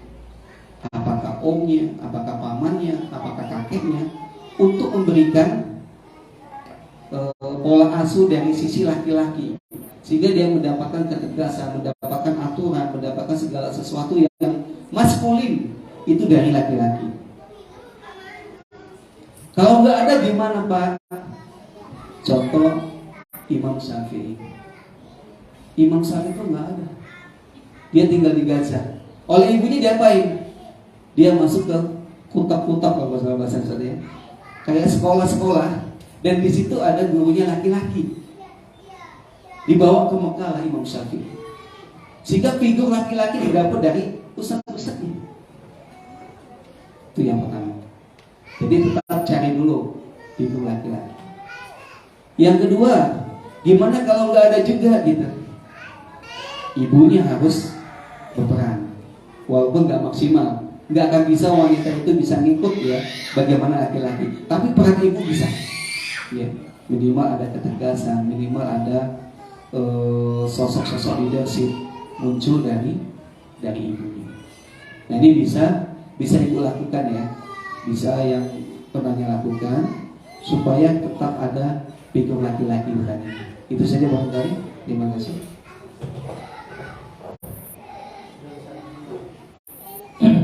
Ya, terima kasih. Jadi ini masalah keluarga ya, masalah keluarga, pilih keutuhan keluarga yang sudah ada masalah, atau pilih orang tua yang sebenarnya sarannya itu adalah untuk kebahagiaan anaknya. Dari sisi begini, ada satu kaidah, idza ta'arada mafsadatani ru'ya a'dhamuhuma dararan bi'irtikabihima. Apabila ketemu dua hal yang sama-sama buruk, sama-sama buruk dua hal ini, pisah buruk, ikut orang tua pisah buruk, mempertahankan juga buruk. Kenapa? Karena sudah ada masalah, kita begini masalah rumah tangga. Jadi kalau ketemu dua hal yang buruk, maka ru'ya a'dhamuhuma dararan harus dijaga yang paling besar mudaratnya, yang paling buruk itu dengan cara apa? Bi'irtikabi akhafihima, dengan melakukan yang paling ringan di antara dua hal yang buruk itu. Maka dalam kondisi ini, seorang istri, posisi sebagai seorang istri, itu harus belajar untuk membaca situasi, mempelajari sisi positif dan negatif masing-masing. Tidak ada kewajiban taat pada saat itu kepada orang tua. Misalnya kalau tidak nurut, ini berdosa, tidak. Kenapa? Karena orang tua juga tidak berhak untuk mengatur dalam masalah itu. Secara agama tidak berhak orang tua juga memaksa anaknya untuk bercerai dari suaminya. Artinya kita yang punya tanggung jawab terhadap diri kita sendiri. Nah, kita lah yang menilai. Kita kalau bisa tadi seperti kata Pak Irwanto tadi ada checklist juga. Checklist apa? Checklist sisi positif dan negatifnya. Main hitung-hitungan yang memang betul-betul muktabar yang diakui, bukan pakai perasaan nanti tidak enak sebagai janda itu tidak masuk dalam hitungan. Sebenarnya itu hal yang lain. Nah, kita harus main hitung-hitungan sisi positif dan negatif. Oh, dengan suami ini kalau memang kayaknya dipertahankan bakal membuat sengsara atau urusan, ya tidak salah seorang istri misalnya mengajukan untuk berpisah. Karena jangan sampai kita pokoknya kalau berpisah ini nanti berdosa, ya tidak juga. Kita punya hak untuk memilih kehidupan kita, mau bahagia mau tidak bahagia. Oh, tapi ini suami saya walaupun begitu tapi sisi positifnya juga banyak dan saya juga siap menerima kekurangannya, kelebihannya. Tapi orang tua menyarankan untuk berpisah, kasih pengertian kepada orang tua. Karena persepsi tadi kan bisa beda. Kata Pak Iran tadi kan persepsi orang tua dan persepsi anak itu beda. Orang tua melihat anaknya menderita, tapi si anak belum tentu semenderita yang dipersepsikan dalam otak orang tuanya. Orang tuanya melihat, wah gemas deh kok anaknya masih mau, laki-laki kayak gitu kok kamu masih mau. Itu kan persepsi orang tua. Persepsi istrinya mungkin dia melihat sisi positif yang lebih banyak, dan kalau berpisah mungkin dia bisa jadi lebih menderita dari itu. Nah, artinya kita harus realistis dalam masalah ini. Jadi kita pakai kaidah tadi, kita pakai skala prioritas, mana yang paling dikit keburukannya, lebih banyak kebaikannya. Nah, kalau kita tidak dapat melakukan itu, kita bisa berbicara kepada orang-orang yang kita yakini keadilannya. Karena masalah rumah tangga itu selagi dapat diselesaikan dalam rumah tangga, selesaikan dalam rumah tangga, jangan sampai keluar.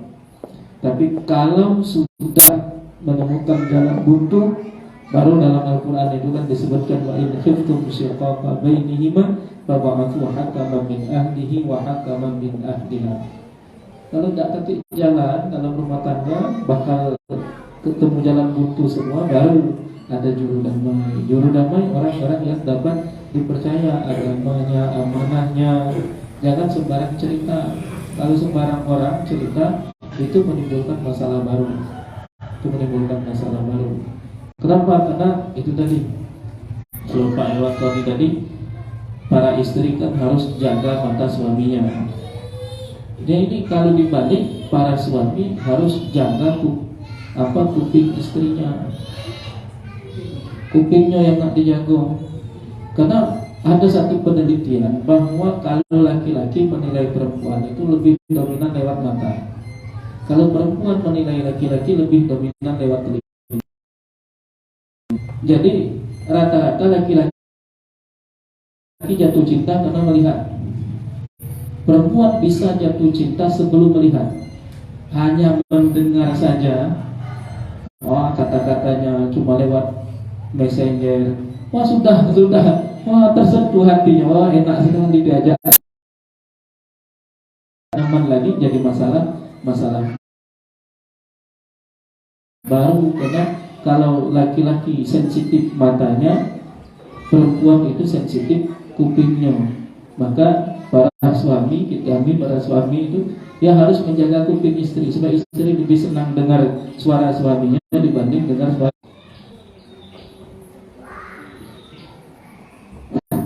Mungkin cukup jelas ya Bapak Ibu sekalian. Karena waktulah yang memisahkan kita, ini sudah 11. Oke, satu lagi. Cuma satu ya.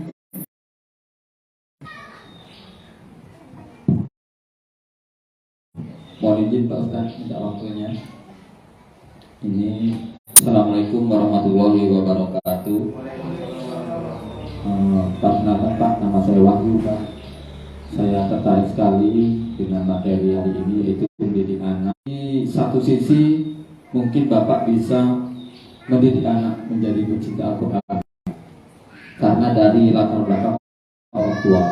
Tapi bagi kami Pak, terus terang saya ini Pak latar belakangnya orang tuanya petani, jadi sibuk petani, tidak bisa mendidik anak untuk cinta Al-Quran. Bahkan kami dari kecil itu, istilah kami orang Jawa Pak, sekolah kami itu kayaknya suatu yang mustahil. Jadi begini Pak, mengajak kepada orang tua saya yang pendidik berbasis latar belakang pertanian, alhamdulillah saya mulai untuk mencari bagaimana cara agar anak saya tidak seperti saya, Pak. Nah, jadi saya ini Pak mempunyai target Pak, mempunyai target anak saya ini kalau sekolah nantinya kalau punya anak, pengennya kelas 4 itu sudah hafal Al-Quran, pengennya. Tapi setelah melihat ini tadi, yang ingin saya tanyakan pertama Pak, apa kita kejar dulu khatam Al-Quran, apa kita kejar dulu penghafal Al-Quran Pak? Nah, karena kalau kita mau menghafal, ini belum tentu bisa baca Al-Quran. Karena dari latar belakang kami tadi Pak, kalau dia mungkin pesantren, orang tuanya ada waktu di rumah, mungkin oke lah Pak, ilmunya sudah Pak. Sementara kami ini Pak, ilmu agamanya saja karena lika-liku kehidupan ini sangat minim sekali. Itu yang pertama Pak. Kebetulan Pak, kemarin ini anak saya Pak, targetnya kelas 4 Pak, khatam. Ternyata tidak sampai Pak, target itu Pak. Baru di kelas 6 baru khatam Al-Quran Pak. Itu pun dengan usaha saya yang lakukan, baru di kelas 6 itu baru hafal juz 30. Jadi untuk satu juz itu agak susah sekali. Karena gini Pak, faktor kami terus terang kepada saya, kebetulan saya ini bekerja, istri bekerja Pak. Kalau dari penjelasan Bapak tadi, banyaklah anak itu dari pendidikan dari ibunya, tapi ibunya nggak ada respon Pak. Maksudnya waktu untuk anak itu dikit sekali. Karena kebiasaan aku ya, ibu ini Pak kalau sudah pening, nah sana dengan bapak kau, nah sana dengan bapak kau. Karena kita juga nggak bisa menyalahkan Pak, karena ibu ini juga SDM-nya terbatas juga Pak, gitu Pak. Nah jadi saya mohon Pak, triknya ini gimana agar ke depan anak-anak kita ini bisa cinta Al-Quran dan bisa membaca Al-Quran. Selanjutnya Pak, yang ketiga Pak, apa yang dikatakan Ustadz Irwan Tommy tadi memang bagus sekali Pak. Semuanya dimulai dari rumah, diawali dari rumah. Sekarang gini Pak, gimana kita mau mencoba memulai dari rumah Pak? Kalau saya lihat pemaparan tadi dimulai dari harmonis Pak. Sekarang ini kita bisa menumbuhkan harmonis di rumah tangga itu apabila kita sudah sejahtera. Kalau tidak sejahtera langsung susahnya Pak harmonis itu Pak. Karena gini Pak, apalagi sekarang ini ibu-ibu dia sudah punya senjata Pak. Senjatanya ini, kalau uang istri itu uang saya, kalau duit bapak itu duit aku. Nah kacau Pak, pening Pak, pening Pak. Karena kayak gini Pak, efeknya itu Pak, kalau seorang istri sudah bisa mencari uang, dia sudah mendapat penghasilan, dia bapak mau belikan apa-apa, bapak beli dewe. Nah itu Pak, jadi tingkat apa ya, katakanlah tingkat menghargai suami itu turun Pak, karena dia sudah merasa mampu, dia merasa bisa. Nah jadi saya mohon juga Pak Irwan nanti sekalian dijawab kiat-kiatnya Pak, gimana biar harmonis ini Pak, karena faktor ekonomi itu sangat mempengaruhi sekali untuk kita suatu mencapai harmonis. Karena kalau sudah mapan secara materi, ya memang tidak juga menjamin harmonis Pak, tapi setidak-tidaknya ibarat kata kita orang sini itu nasinya sudah ada, tinggal mencari lauknya. Mungkin itu saja Pak pertanyaan saya Pak. Saya Eri, wassalamualaikum warahmatullahi wabarakatuh. Mungkin sudah cukup jelas pertanyaan dari Pak Wahyu, langsung dijawab oleh saya dulu. Ya, tadi disampaikan bahwa mendidik anak itu adalah salah satu tugas kedua orang tua. Jadi kalau tugas berarti itu termasuk kewajiban. Kalau kewajiban berarti mau tidak mau harus kita laksanakan. Artinya kalau ternyata di rumah kita ini sama-sama sibuk bekerja, maka kita harus ada negosiasi baru, ada kesepakatan baru dalam rumah itu gimana, tugas ini gimana. Artinya jangan sampai tugas keluarga itu seakan-akan hanya pemenuhan kebutuhan ekonomi saja. Jadi kan dalam keluarga itu banyak kebutuhannya. Nah kita ini kadang-kadang terlalu orientasi menganggap kebutuhan itu di bidang ekonomi, tapi kita melupakan kebutuhan perhatian orang tua kepada anak-anak yang membutuhkan perhatian, anak-anak yang membutuhkan pendampingan. Artinya kita harus belajar untuk membagi waktu, karena ini penting. Bekerja untuk kepentingan ekonomi itu penting, tetapi memberikan pendampingan kepada anak juga sesuatu yang penting. Jadi harus mengusahakan waktu. Yang kedua tadi masalah SDM kan, kami kan tidak bisa cak mana kami nak ngajari. Ya disitulah kita harus ada juga keinginan untuk belajar juga. Kita ajak sama-sama untuk sekarang kan juga tidak sesulit zaman dulu. Sekarang ini orang belajar lewat online, bisa lewat menyaksikan video. Kita sama-sama lihat, misalnya buka YouTube cara membaca Al-Fatihah yang baik dan benar. Ajak sama-sama belajar, biar dia baca kita dengar cocok apa tidak, nanti kita baca dia dengar, biar dia merasa dihargai juga. Banyak kalau yang ini benar dulu, coba cek dengan itu tadi ya. Ini artinya diajak. Nah akan tetapi kan semua orang kan tidak sama. Kita jangan terlalu ini. Kalau kami tidak punya target harus begini, harus pokoknya sekian, hafal sekian. Tidak seperti itu, karena orang punya kondisi yang berbeda-beda. Oh kita tidak mampu kayak si A. Kenapa si A itu ayahnya ustaz, ibunya ustazah, bisa ajarkan anak? Ya sesuai dengan kemampuan kita. Atau tadi ada peran pengganti, ada guru yang kita titipkan untuk mengajarkan anak kita Al-Quran. Kita titipkan biar dia belajar mengaji. Artinya sesuatu yang tidak ada kaidah gini, ma la yudraku kulluhu la yudraku kulluhu. Sesuatu yang tidak bisa diperoleh semuanya, jangan ditinggalkan semuanya. Nah, karena aku ini bukan latar belakang pesantren, bukan latar belakang orang-orang yang berkecimpung dengan Al-Quran, ada salah agung. Nah itu namanya kita meninggalkan seluruhnya. Jadi kita punya kondisi yang berbeda-beda, maka kita juga punya target juga bisa jadi beda-beda. Orang itu bisa sekian dalam urusan kita, tidak. Aku mau jadi pelajar Al-Quran seumur hidup. Itu masalah. Terus belajar sesuai dengan kapasitas, kemampuan dan kondisi kita.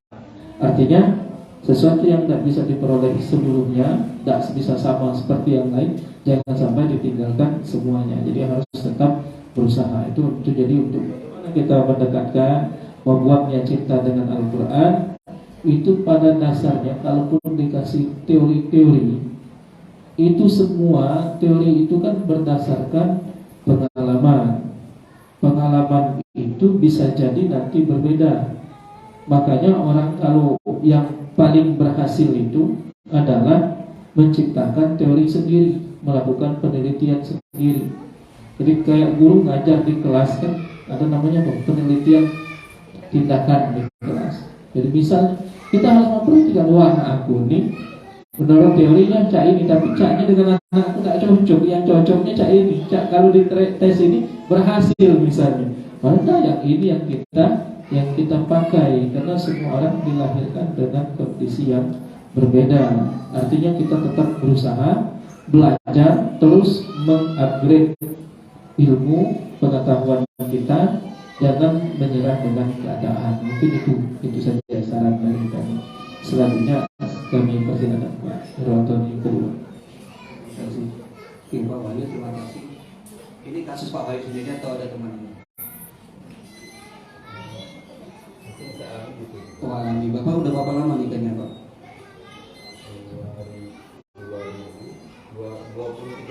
23 tahun. Mungkin ya, udah lama ya harusnya.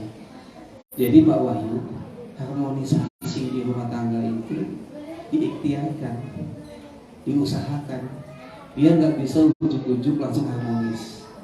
Makanya ada beberapa tips gitu ya, bagaimana kita bisa mengharmonisasikan kita bersama pasangan kita. Yang pertama itu komunikasi, Bapak. Angka perceraian yang tinggi itu akibat komunikasi yang mandek antara suami dan istri.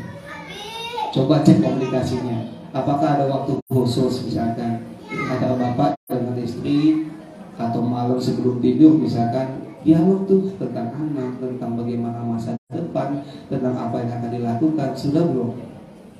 Yang kedua adalah dibutuhkan kejujuran dan keterbukaan. Misalkan bapak dapat duit berapa, ibu dapat duit berapa gitu ya. Itu sudah ada belum keterbukaan. Kemudian yang ketiga adalah ada momen khusus untuk meregulasi emosi. Misal bapak lagi konflik sama ibu, ada momennya kita udah sepakat nih kalau kita ada masalah gimana solusinya.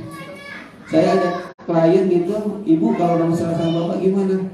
Kita ngomongnya di hotel.